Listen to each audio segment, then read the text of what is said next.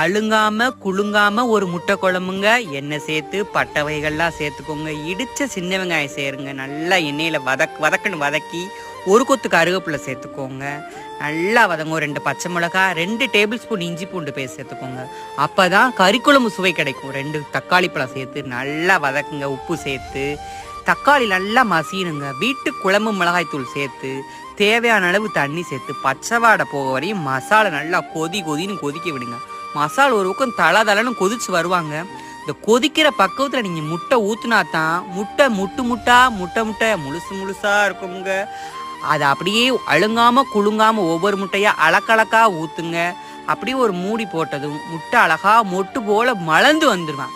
அதை அப்படியே பெரட்டுங்க. லைட்டாக மல்லித்தொலைகள் தூவி சூடான சாதத்தில் முட்டையை போட்டு சாப்பிட்டீங்கன்னா சோறு சும்மா கொண்டான்னு இழுக்குங்க. இதை நீங்கள் மறக்காமல் செஞ்சு பாருங்கள்.